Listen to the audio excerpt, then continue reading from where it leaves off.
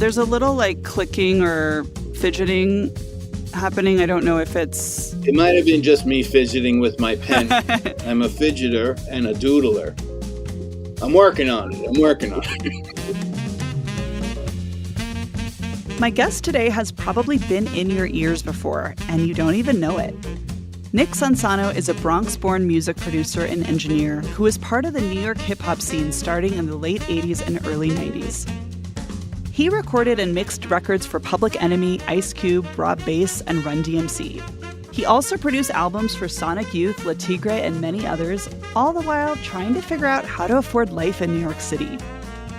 He's now a professor at the Clive Davis Institute of Recorded Music at Tisch School of the Arts at NYU, where he teaches the next generation of music industry professionals and sometimes steers them away from taking out exorbitant loans to study music. Nick shared his financial secret sauce to having a house and family in New York City on a professor's salary. I'm Maya Lau, and this is Other People's Pockets, the show where I ask people about their money so the questions we all have about how much other people make and how their finances work can be a little bit less of a mystery.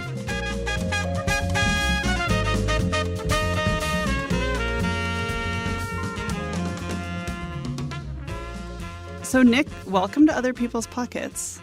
Thank you. Happy to be here so far. Where am I reaching you, by the way, right now? I'm in my office, which is located in Brooklyn at the NYU Media Technology and Arts Building in downtown Brooklyn. Oh, cool. So I'd love to hear a bit about where you come from. And I'm wondering if you can tell me any memories about your childhood that have anything to do with money. A lot of my memories of childhood have to do with money and the discovery of of the fact that we didn't have any, and that having it made you have more options about where you lived and what you can do. My grandparents, for the most part, are immigrants to New York City from southern Italy. And my father grew up in the Bronx and my mother grew up in East Harlem. And I would say that for all of my childhood, we were firmly lower middle class, working class type of family. And there were definite restrictions to our mobility and access to things. But of course, as a child, you don't realize that the whole world isn't that way. You think that, our restrictions are the restrictions of those around us as well. So you're not aware of your financial status as much as you are then when you get a bit older into your teen years. Is there anything specific you can remember happening that made you aware of those financial boundaries? I think like where people lived and how they lived and seeing the homes of other people that I maybe went to high school with.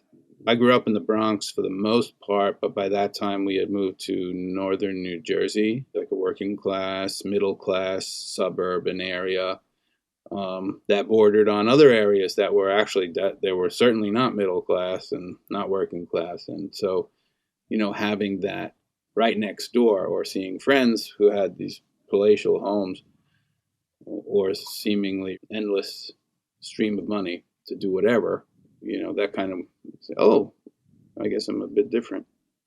Mm-hmm. And did anyone close to you talk to you about money? No, not in a healthy way, anyway. I think What do you mean?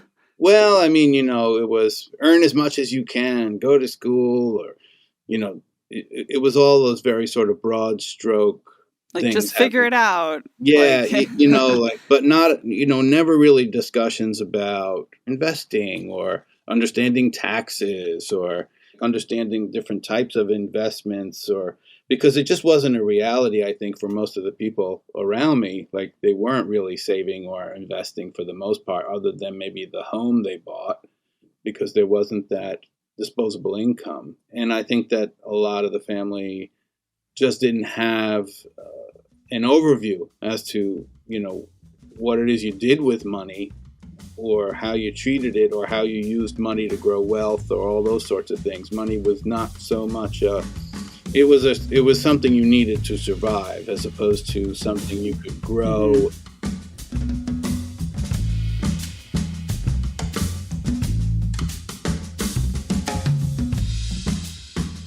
So starting out as a young person, can you talk about what interested you in music and what did you expect for yourself thinking about a music career?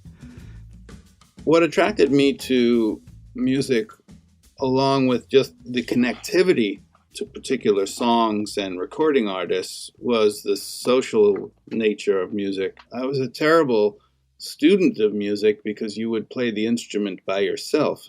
But once I played the instrument with others, that completely changed my desire, to actually rehearse and to actually be a part of something that took a lot of preparation and work. So I think that the social aspect of music, in playing in bands and working with others and having other bands on the bill with you when you play, and that seemed very liberating. It seemed like in music there was a lot of autonomy and there was a lot of you make the rules as you go, mm-hmm. as opposed to falling into a conventional university route and that kind of thing. Mm-hmm. And when you were going to college in the 80s? 80s. I was in college from 1981 to 1985. Where did you go to school? Berklee College of Music in Boston, Massachusetts. Okay. So when you were in college in the 80s, what were you told about what your career path could be in the music industry? Well, that's when I kind of realized that there is more than one path. You don't have to be like an artist. There were infrastructure people, there were producers and engineers and arrangers and business people and songwriters. And it definitely taught me that there was a lot more there than meets the eye. And I do remember distinctly in college discussing in some classes, some of the more senior classes, money. Just in terms of defining what success meant to you. And were these actual classes focused on the business of being in the music industry, or was it just a discussion that popped up in other classes? It was a discussion that popped up in classes about music production. Mm-hmm. So it was definitely a loose part of the curriculum because it was discussed a few times. Like, what are your expectations in terms of how much money do you want to make? How realistic are you about the potential for earning in your chosen field? Those types of discussion. How much money do you need to be happy? That was discussed. And I remember actually participating in those talks because, I still feel this way. And I felt that way back then, like having too much money is a burden. That you have to be ready for. And as long as I knew that I had enough to pay my rent and buy the food I wanted to buy and the clothes I wanted to buy and have enough to maintain my instruments, that was cool. I didn't have any grand aspirations of making hundreds and hundreds of thousands of dollars a year because I kind of felt afraid of it, to be honest. Wait, who gave you the idea that having too much money is a burden and that it's something to be afraid of? I gave myself that idea. Okay. Did you see that in someone you knew who had too much money, or I'm curious where that came from? I think that it came from the fact that I think when I saw somebody who had a lot of money, they worked a lot. And they were beholden to something. I guess I never in my lifetime sort of experienced the entrepreneur or the independent sort of wealth maker,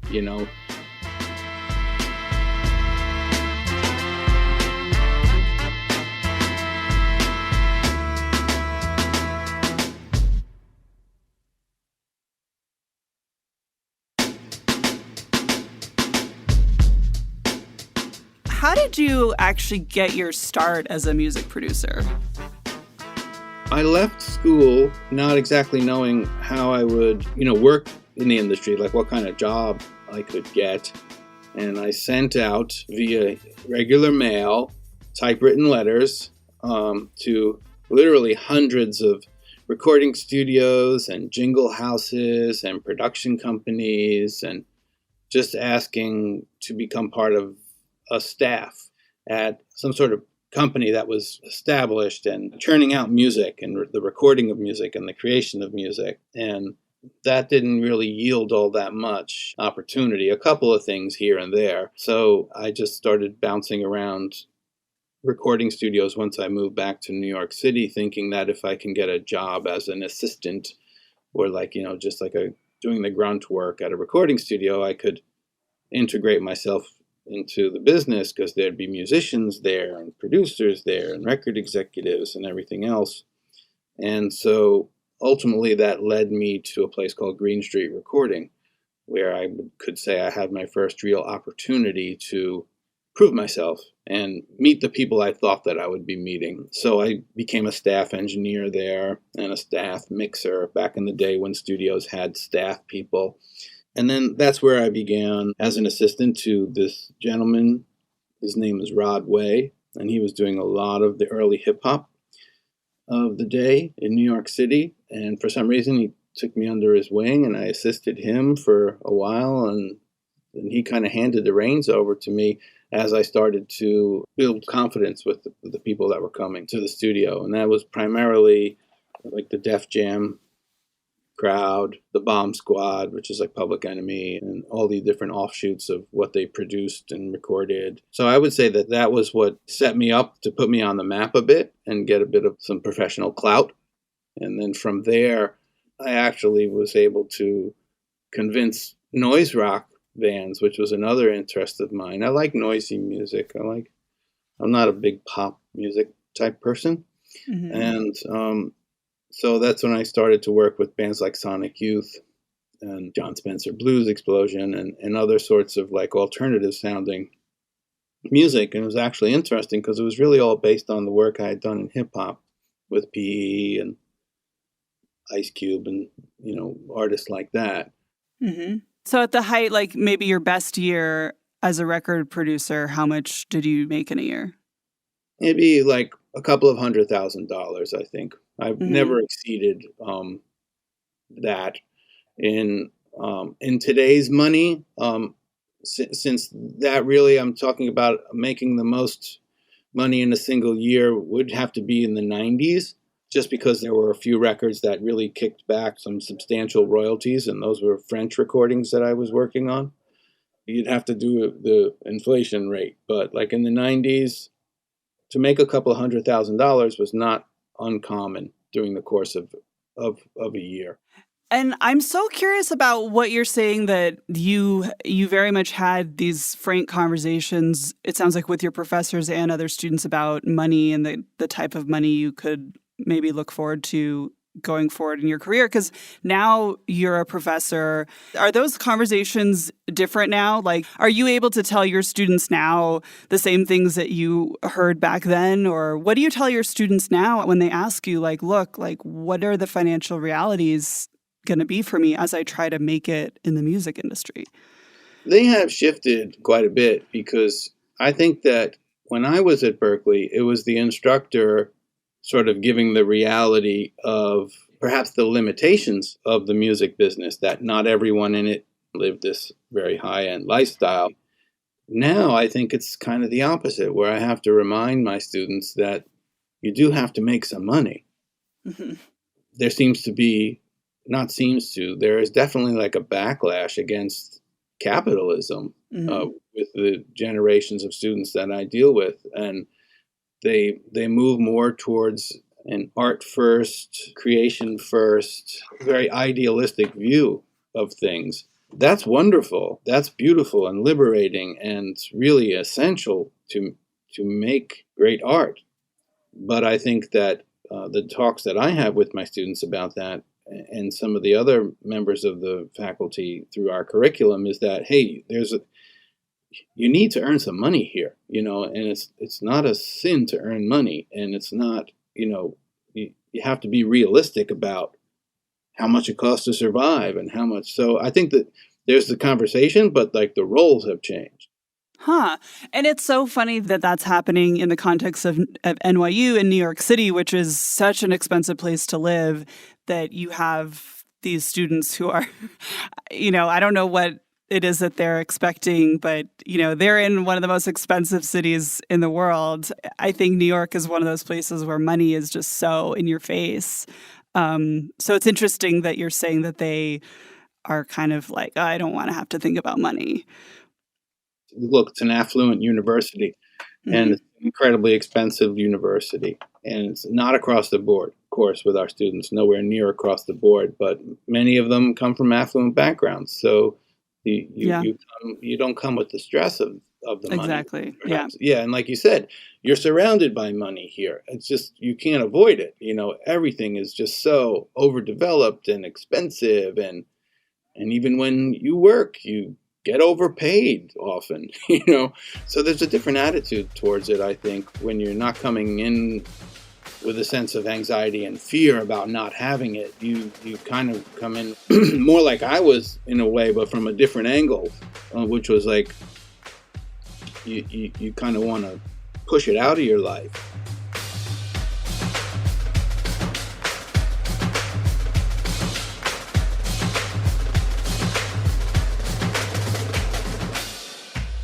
My sense of the industry that many of your students are trying to get into is it's really tough, and there is really no guarantee of a big payday.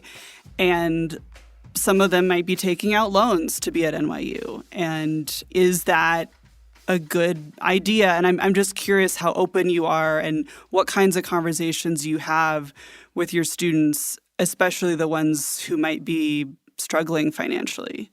I mean, it's one thing to tell them, look, you need to think about this. This is a big decision. But is there any responsibility to say, I got to tell you, you don't have to do this. There's other ways to be successful. Yeah. We actually say that, very openly. Yeah. And, the open houses and when people visit and presentations that we may make in public, it's like, look, obviously the department is not even 20 years old, and people have been making it quite well in the music business for a lot longer than that. You do not need to come here in order to make it. There has to be something about what we're offering that you feel really compelled to participate in. But it's not like if you don't come to our department, you're not going to be successful in the music business. And, we're very clear about that. And we also are very lenient about people taking leaves of absence to do some professional work, or to, or if they're having financial issues. We're very lenient about, we'll take a couple of semesters off, then come back, and we can appeal for some financial aid and things like that. So it's a very open discussion that at times is quite awkward, but essential when your school costs as much as NYU does. Mm-hmm. And when you're working with students who don't know, and a lot of families who don't know, you have to tell them, it's only right. And we do so as a department. Mm-hmm. I think that there's a lot of value to saying, why a very expensive university like this? If it's not so important to you, if something we do here is that compelling to you, I'm sure you'll do well in another undergraduate program at perhaps a state school that would cost a fraction of what it costs to go to NYU. I just want to be real about everything having to do with a life in the arts. Your financial stability, your emotional stability, and this whole idea of it's a long-term business, and you have to find ways to survive both spiritually and financially for the long run, not just a couple of years when you're young and pretty and everything comes to you easy because you're young and pretty. But how do you sustain this for 50 some odd years? So yeah, it's discussed. It's no longer sort of this taboo thing where we ignore the fact that it costs an arm and a leg to come here, and it could change the course of people's lives and their families' lives. So it has to be discussed. We'd be irresponsible to not discuss it.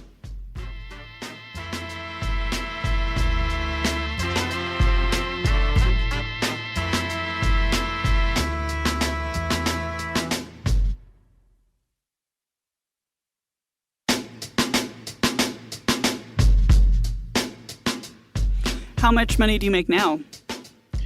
Well, just because I don't want to say exactly, because the NYU will probably get angry at me, because then every other teacher is going to say, how come I don't make that?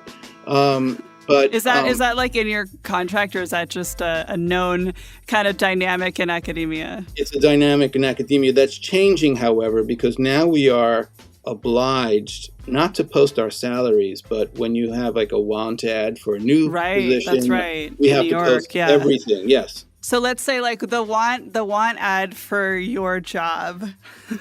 what does it have on it? I can tell you exactly, because for the first year position, like we're searching for a production instructor right now, and we have an ad going out. We're a full search going on, and the starting salary is $90,000 for fall and spring semester work. So that would be your full-time faculty member who does things like admissions and academic advising and works on committees and things like that.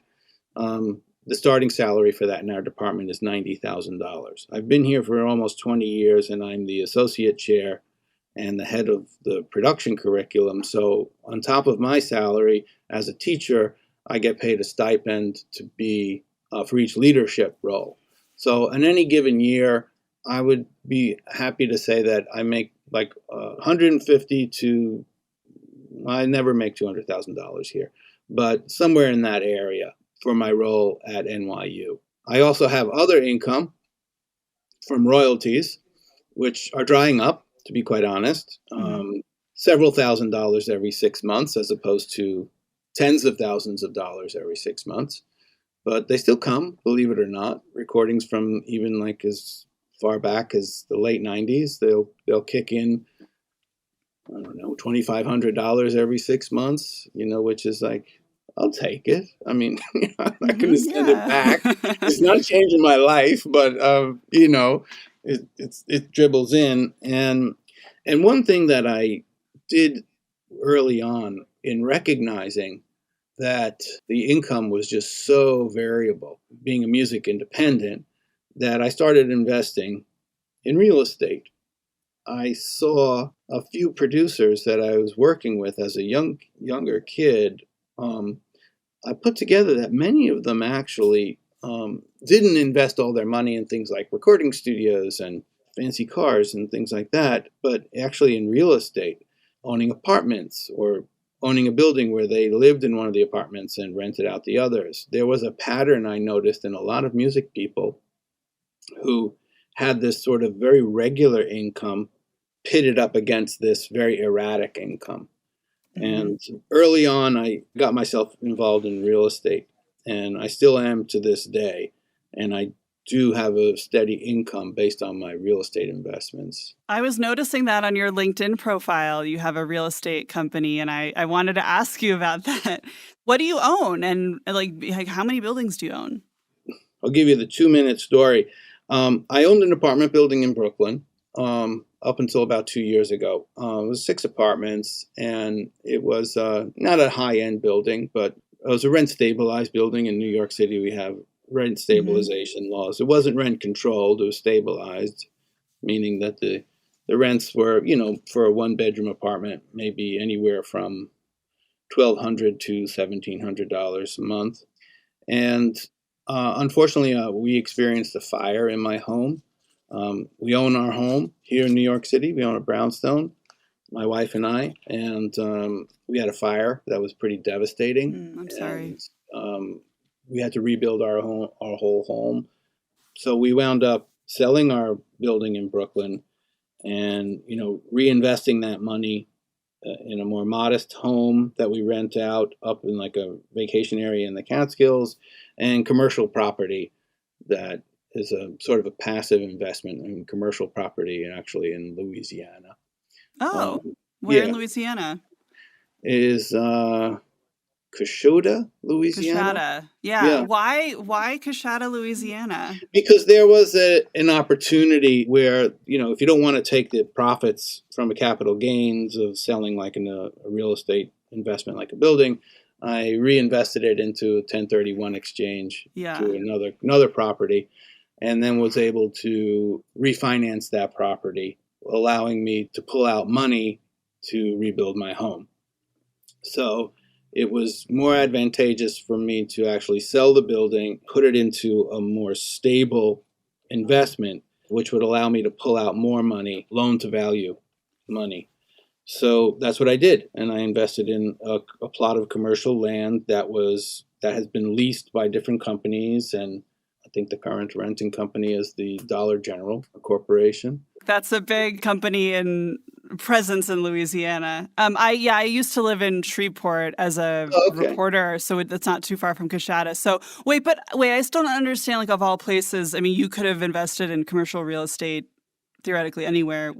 I was just looking for the best sort of return on your investment possible, like what was based on the money I had. Yeah. And with those 1031 exchanges for those commercial properties, it's really a numbers game because I don't have to do anything there. The corporation that rents the space, they take care of the maintenance, they take care of the taxes, they take care of everything. You are essentially leasing them the land. So you don't have to be there. So you're not really like a traditional landlord, yeah. No, I don't have any involvement other than I speak with some corporate office every now and again to make sure the insurance and the rent which they cover, but just to make sure that that's all being renewed and everything else, and that the taxes are being paid. So I'm really talking to a corporate entity as opposed to going in and visiting the shop and shaking hands. Yeah.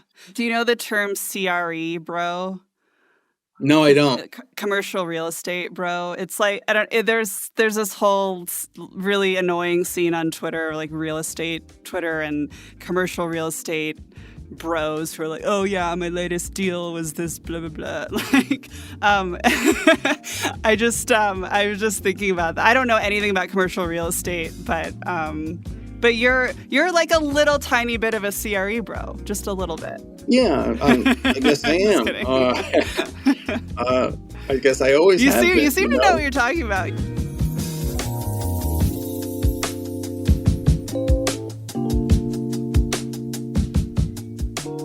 You talked earlier about growing up, you saw yourself as maybe lower middle class, working class. What socioeconomic class do you consider yourself a part of now? That's interesting. In certain parts of the world, I'd be very rich. In other parts of the world, I would be middle class. In certain states of the United States, I'd be very rich. In New York City, I am definitely middle class. So I grapple with that question, as you could see. It's just so relative to what you're around and where you are. What's your net worth? So that's a difficult one, too, because it's like on paper, I kind of feel as though, I have several $1 million, just sitting there. But in reality, I have a lot of it is leveraged. So it's a difficult question for me to answer. But I guess if we liquidated everything, we'd walk away with several $1 million, $3 or $4 million. But then to what end, Still good to have it. I mean, it's not. Believe me, I'm very fortunate, and I'm so happy to have that. And if a young person came to you and looked at your career and looked at the awards you have on the wall and everything you've done, and they said, "Okay, I want to have Nick Sansano's career," is that replicable? Yeah, it's totally replicable. We have students or alums who have indeed gone well past what I've ever earned in music, and Grammy Awards and all that kind of stuff, which I never got to. So it's totally still doable. And there's still money out there. How it's spent and how it funnels through and who it funnels to, that's all changed. But the prospect of success still exists. And I would never say that you can't do it anymore. You just can't do it the way I did it, because economically speaking, it's different. Structurally speaking, it's different. You have to be much more entrepreneurial, whereas, many of us of my generation, we were not really entrepreneurial in terms of entering the music business. We looked for staff positions. We looked for established constructs to become a part of. Where now I believe it's much more entrepreneurial, where you kind of have to make your own opportunities. there aren't these structures that are willing to hire you or pay an adequate salary or invest in your ideas. It's a startup, the startup of you, finding ways to raise money, finding ways to survive, finding ways to work your way through the system. There's no one traditional route anymore. It's very entrepreneurial. It's very self-defined for each individual.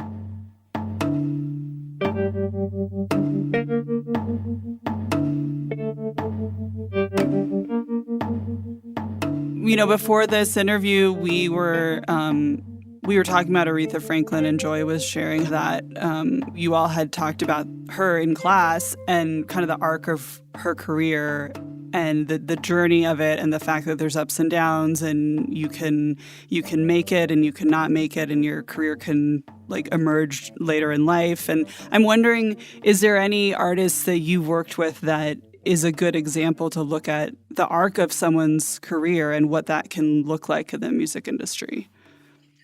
Yeah, I mean, the modern day music industry is a bit of a mess, to be quite honest. It's very lopsided towards the top few percent. So the model has changed. But if you take a look at one of the older bands that I worked with, which is Sonic Youth, for 4 albums before I worked with them, they were a downtown underground noise band that lived in the Lower East Side.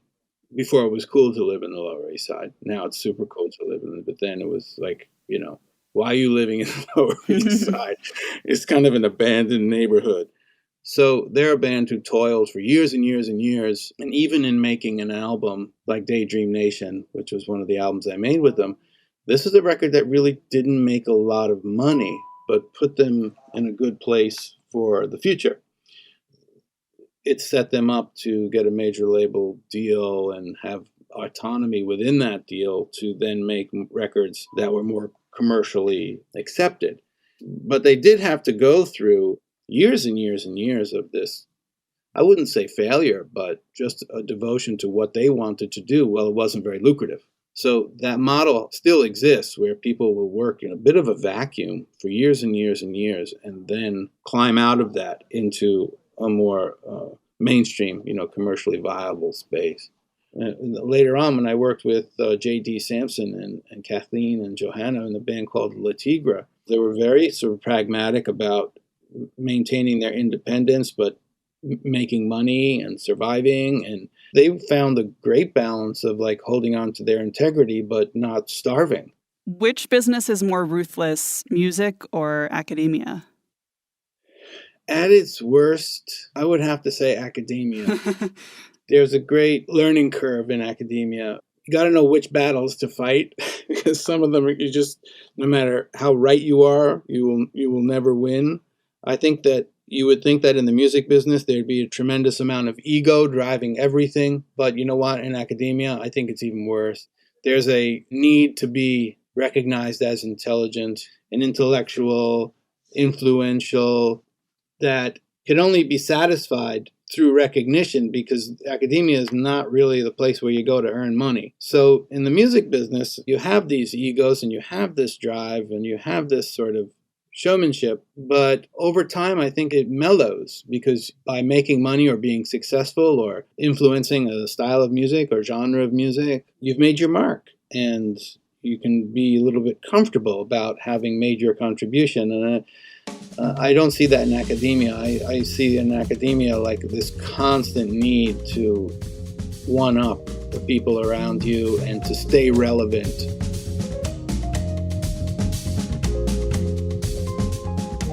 Nick, thank you so much for talking to me. This has been so fun. It's been my pleasure. Thank you for asking. Other People's Pockets is written and hosted by me, Maya Lau. It's produced by me along with Joy Sanford and Dan Gallucci. Production help from Angela Vane. Our executive producers are me along with Jane Marie and Dan Gallucci. Special thanks to Noisy Music. Other People's Pockets is a co-production of Pushkin Industries and Little Everywhere. If you love this show, consider subscribing to Pushkin Plus, offering bonus content and ad-free listening across our network for $4.99 a month. Look for the Pushkin Plus channel on Apple Podcasts or at pushkin.fm. To find more Pushkin podcasts, listen on the iHeartRadio app, Apple Podcasts, or wherever you listen. You can sign up for Pushkin newsletters at pushkin.fm.